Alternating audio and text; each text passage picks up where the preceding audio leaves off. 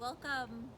We are going to do a little plant walk. It's October here in Maine, and I thought it might be fun for you all to see how we're putting the gardens to bed and how we're digging roots. My name is Emily Springer, and we are here at Meetinghouse.farm in Scarborough. Let's start with Solomon seal, one of my favorite plants.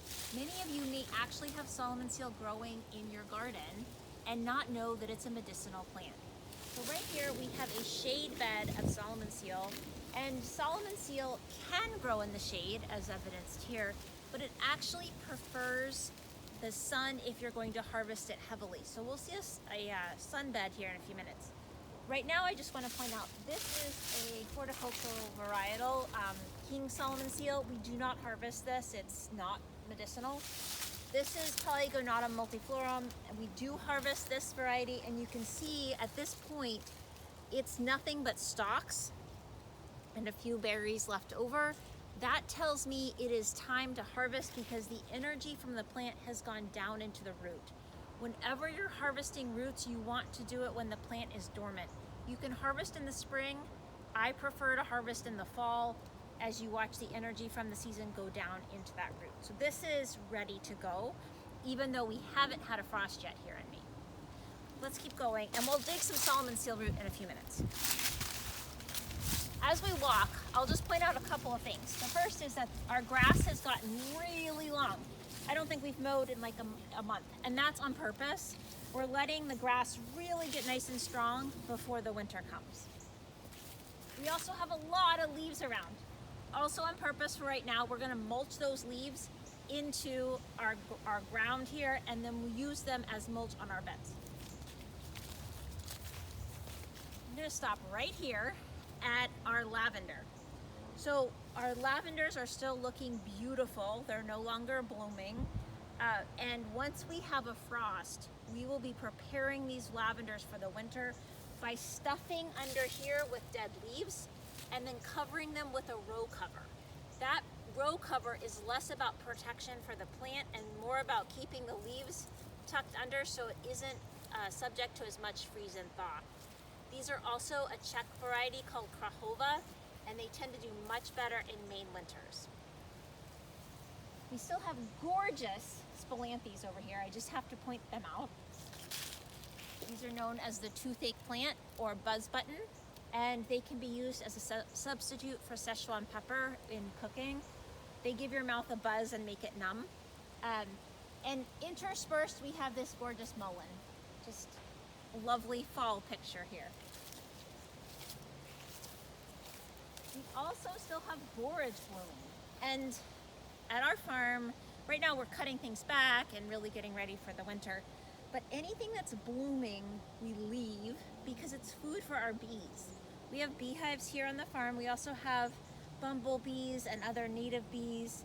And anything that's feeding the bees as they get ready for winter, we leave until the bees stop feeding on it.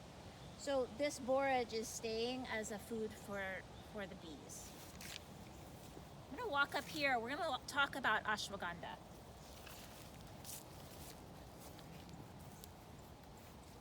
So you can see this is our peony bed here, and we've already cut them back and they're pretty much ready. We're just gonna do a little mulching of leaf once all the leaves are off the trees. This is ashwagandha, and we have not had a frost here. It is October 11th. I'm expecting one next week, we'll see. But once the berries on this plant turn orange, it can be harvested. So I'm looking here, and we're just getting to that point. If you look down here, you'll see, I'm gonna pick it, that we have an orange berry, and that contains a whole bunch of seeds. Once that is orange, the roots are ready. I prefer to wait until it frosts so that all the energy from the plant is pulled down into the root. But if you live in a place that doesn't frost as early, you can absolutely harvest the root once you get to this orange berry. So we won't be digging any of this today, but I'm thinking probably the next couple of weeks.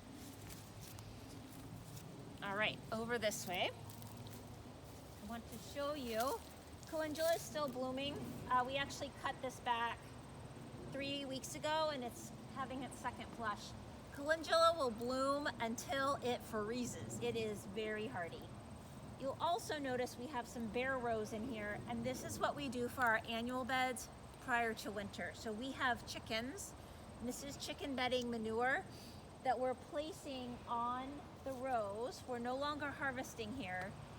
Don't put chicken manure down if you're harvesting. We're no longer harvesting here. And that is feeding the soil and protecting it for next year.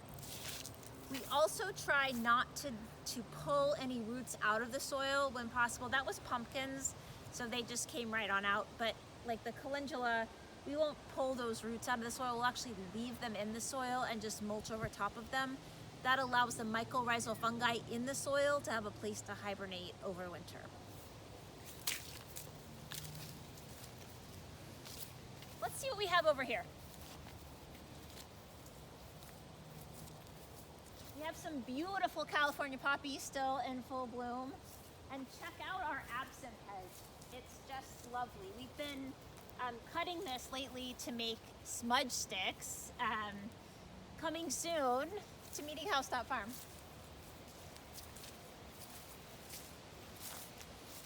All right, here we are with Echinacea, and I want to point out a couple of things. First, we aren't actually harvesting Echinacea this year, so we're leaving it all. However, at this point in time, I can tell that the energy of the plant is primarily down in the root. You can see that because the leaves are turning red. The seed heads are just that, brown seed heads.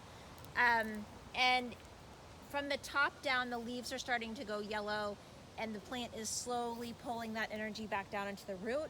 So this would be a good time to harvest. We are not harvesting, which means we are able to leave all of this seed in the field, and the finches and the birds in the winter feed off of this. So by spring, these little seed heads will be completely bare. Let's dig an Echinacea though, just so you can see the root.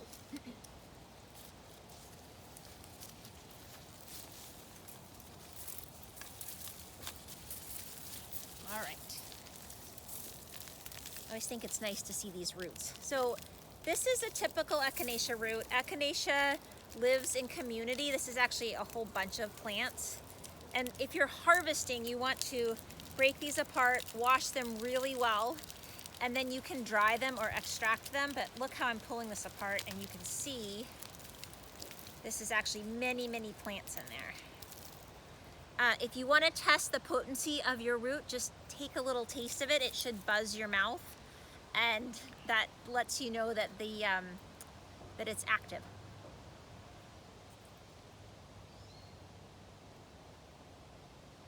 Yep, good to go. All right, we'll come back for this a little bit later. Let's keep going.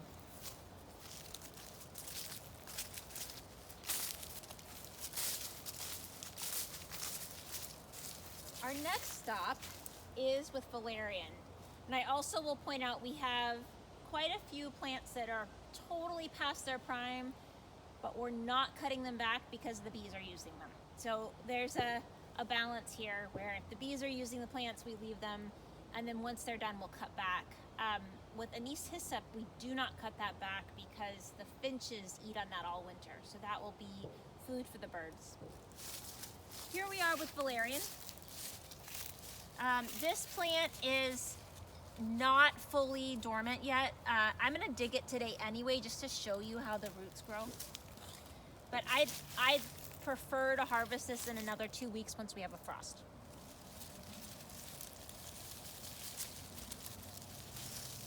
Okay, so Valerian roots are very fragrant, and there's lots of little bits, and they really take a lot to wash out. So I find the best way to do this is to put them in a clean wheelbarrow and soak them for a few minutes, and then in cold water, and then spray them with a hose, and then spray them again, and then soak them again. It's fairly labor intensive to get all the dirt out, and then you're able to dry or extract them. You definitely know when you have valerian. It has a very distinctive smell that I love. Some people say it smells like dirty socks, but I like it. And I don't like dirty socks. So these little bitty roots are what you're after. There's just a whole bunch of them like spaghetti in there. All right, I'm gonna put this back in because it's not quite ready.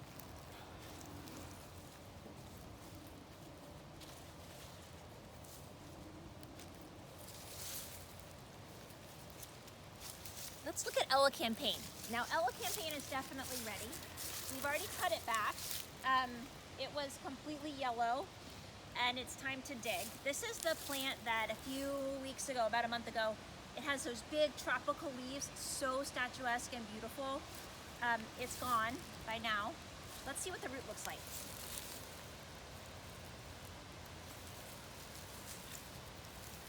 All right, this is an Elecampane root. You can see it has a crown and it also has these long roots that go out.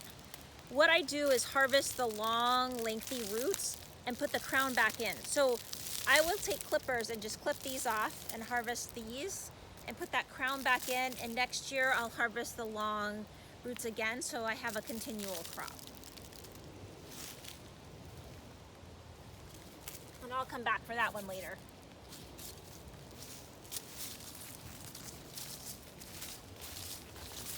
Over here we have Astragalus. This is an immune booster, an immunostimulant. It's also a tonic, meaning you can take it every day, and it's really helpful for people who live in lyme infested areas. This is one I take every single day. So I'm gonna dig this one up and just show you. It has really long roots. And just like the Elecampane, all I do is clip off the edges and leave the crown so that it can come back next year. Astragalus takes a long time to establish, and these plants actually had an unfortunate accident 2 years ago and were pulled out. Somebody thought they were vetch. They do look a little like vetch, and they went to the compost pile. So while these are 7-year-old plants, they kind of are acting a little bit more like 5-year-old plants, but you can tell it just takes them a long time to really establish, and we're harvesting from them every single year, just a little bit off of the root. Come back for this one. Thank you. All right, let's look at Solomon's seal. This is Solomon's seal in the sun. It's actually dappled, but we get a lot more production out of this bed than we would out of that shade bed. And I'll just show you. So this one's all done, and I'll pop this out.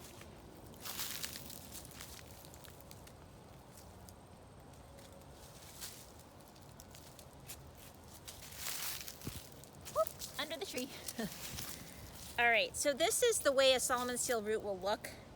When you're harvesting Solomon's seal, you want to pop off, you can use clippers, this little point, because that's the plant for next year, and put them back in the soil so you have more Solomon's seal. And then you harvest where this seal, that's where this year's plant stock came from. So you take that seal out and then you put this back in the ground. Solomon's seal is so good to support our musculoskeletal system and also our digestive system. All right, so these are going back in the ground with a little bit to support the stalk, and these can be used for medicine, after they're cleaned, of course.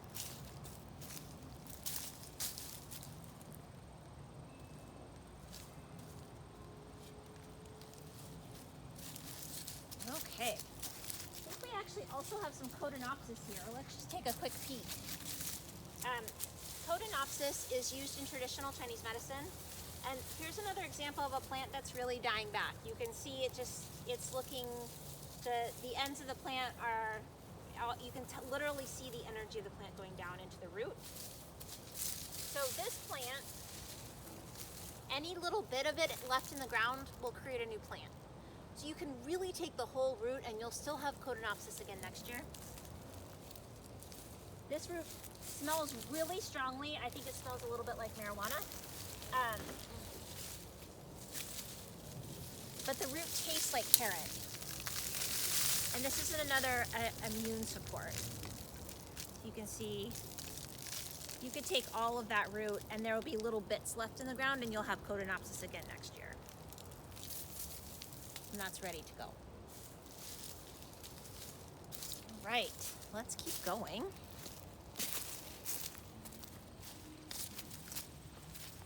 I'll just point out, we still have some really beautiful Wood Betony. It'll bloom up until freeze. We've cut back all of our lemon balm, and we're leaving, it's a perennial. We leave the roots in the ground, obviously, but it's all cut back. It's done for the season.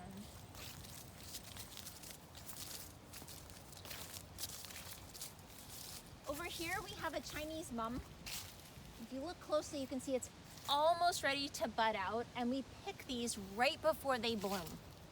And if we're really lucky, it will get to that point before it actually freezes. And this makes an amazing tea. So this is probably 2 weeks out from harvest, and I'm hoping we're able to harvest before it freezes. A frost is fine, but a freeze will kill it.